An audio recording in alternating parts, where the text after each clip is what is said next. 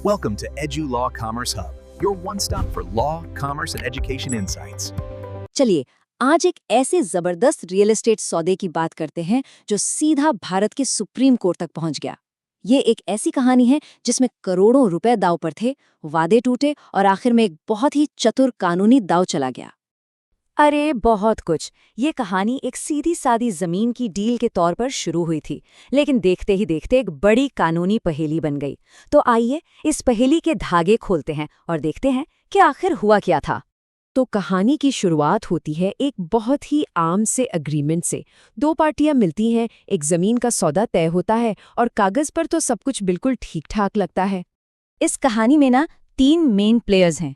पहले हैं सेलर यानी मेसर्स जेपी बिल्डर्स, दूसरे हैं बायर ए रामादास राव जो पैसा लेकर एकदम तैयार बैठे थे, और तीसरे जो कि एक बहुत ही अहम किरदार हैं वो है इंडियन बैंक, जिसके पास ये जमीन एक लोन के बदले सिक्योरिटी के तौर पर रखी हुई थी। तो देखिए ये सब शुरू हुआ 2005 में। पहले 14 लाख रुपए प्रति एकड़ पर बात पक्की हुई। कुछ ही महीनों बाद फरवरी 2006 में एक नया अग्रीमेंट हुआ और कीमत बढ़कर 18 लाख रुपए प्रति एकड़ हो गई। खरीदार ने लाखों रुपए एडवांस में भी चुका दिए। लेकिन सोचिए, सिर्फ 6 महीने में ही बात इतनी बिगड़ गई कि खरीदार को सीधा कोर्ट जाना पड़ गया। तो आखिर वो कौन सी बड़ी अड़चन थी जिसने इस सीधे से सौदे को एक कानूनी जंग में बदल दिया? असल में इसका जवाब एक बहुत बड़ी, बहुत भारी भरकम रकम में छिपा था। असल में पेंच ये था कि जो जमीन बेची जा रही थी वो कानूनी तौर पर पूरी तरह से फ्री नहीं थी। सेलर ने अपनी ही एक दूसरी कंपनी के लिए इंडियन बैंक से एक बड़ा लोन लिया था और उसी लोन के बदले में इस जमीन को गिरवी रखा हुआ था। अब सेलर ने बैंक के साथ कर्ज को सेटल करने की कोशिश की। उन्होंने करीब करीब 1.5 करोड़ रुपए का ऑफर दिया, लेकिन बैंक ने ये कहकर ऑफर ठुकरा दिया कि ये तो बहुत कम है, और बदले में करीब 6.25 करोड़ रुपए की मांग कर डाली। दोनों की रकम में जमीन आसमान का फर्क था, और बस यहीं पर सारा सौदा बुरी तरह से फंस गया। और मामला यही नहीं रुका। आखिर में डेट रिकवरी ट्रिब्यूनल का आदेश आया, और ये वो रकम है जो सेलर को बैंक को चुकानी थी, 11 करोड़ रुपए से भी ज्यादा। ये रकम तो जमीन की बिक्री की कीमत से कई गुना ज्यादा थी। अब सेलर के लिए ये डील पूरी करना लगभग नामुमकिन सा हो गया था। अब जब सौदा इतना मुश्किल लग रहा था तो सेलर ने इसे कैंसिल करवाने के लिए कानूनी रास्ते ढूंढने शुरू कर दिए। उन्होंने कोर्ट में 2 मुख्य दलीलें रखीं। सेलर का पहला तर्क था रेडीनेस एंड विलिंगनेस को लेकर।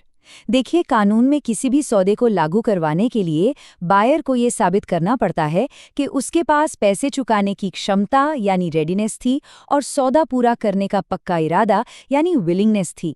सेलर ने दावा किया कि बायर के पास तो पूरे पैसे थे ही नहीं। उनकी दूसरी दलील कंटिंजेंट कॉन्ट्रैक्ट यानी आकस्मिक अनुबंध के सिद्धांत पर थी। उन्होंने कहा कि भाई ये पूरा सौदा तो एक शर्त पर टिका था कि बैंक कर्ज का सेटलमेंट करेगा। अब चूंकि बैंक ने तो मना कर दिया तो वो शर्त पूरी होना नामुमकिन हो गया, इसलिए ये कॉन्ट्रैक्ट अपने आप ही खत्म यानी शून्य हो गया।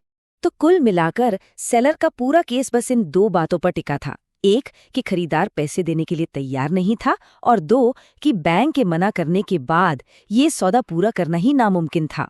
लेकिन यहीं से कहानी ने एक जबरदस्त मोड़ लिया। बायर ने एक ऐसे कानूनी सिद्धांत का इस्तेमाल किया जिसके बारे में ज्यादा लोग नहीं जानते, और इसी एक दांव ने पूरे केस का रुख ही बदल कर रख दिया। तो सबसे पहले बायर ने ये साबित किया कि वो पैसे देने के लिए हर तरह से तैयार था। उसने कोर्ट को दिखाया कि वो 75 लाख रुपए तो पहले ही दे चुका था।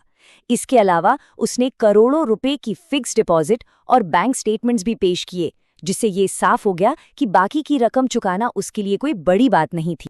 इसके बाद बायर ने 2006 के सेल एग्रीमेंट का ही एक बहुत जरूरी क्लॉज कोर्ट के सामने रखा। इसमें साफ साफ लिखा था कि बैंक का कर्ज चुकाने और जमीन के असली कागजात दिलवाने की जिम्मेदारी पूरी तरह से सेलर की थी। मतलब ये कोई शर्त नहीं थी, बल्कि ये तो सेलर का एक पक्का वादा था। और फिर बायर ने अपना सबसे बड़ा दांव खेला, मार्शलिंग या क्रम बंधन का सिद्धांत। इसे अगर आसान भाषा में समझें तो इसका मतलब है कि कोर्ट बैंक से कह सकता है कि देखो भाई, अपना कर्ज वसूलने के लिए पहले सेलर की दूसरी जेबें खाली करो, और जो प्रॉपर्टी बिक चुकी है उसे आखिर के लिए छोड़ दो।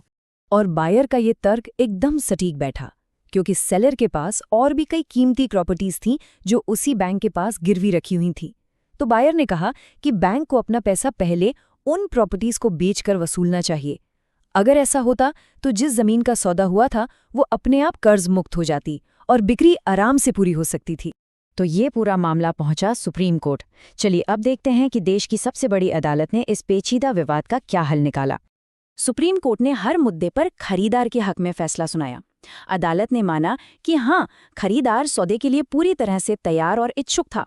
कोर्ट ने यह भी माना कि ये सौदा आकस्मिक नहीं था और कर्ज चुकाने की जिम्मेदारी सेलर की ही थी। और सबसे बड़ी बात, अदालत ने न्याय करने के लिए मार्शलिंग के सिद्धांत को लागू करने की इजाजत भी दे दी। तो आखिरी फैसला बिल्कुल साफ था। ये बिक्री हर हाल में पूरी की जाएगी। खरीदार को जमीन मिलेगी और बैंक को अपना पैसा वसूलने के लिए सेलर की दूसरी प्रॉपर्टीज का रुख करना होगा। तो ये पूरा मामला हमें एक बड़े सवाल के साथ छोड़ जाता है। आखिर कोई भी सौदा असल में फाइनल कब माना जाता है? इस केस के आधार पर जवाब ये है, जब इंसाफ की मांग उसे पूरा करने की हो। कभी-कभी कानून सिर्फ नियमों का पालन नहीं करता, बल्कि इंसाफ का रास्ता भी बनाता है।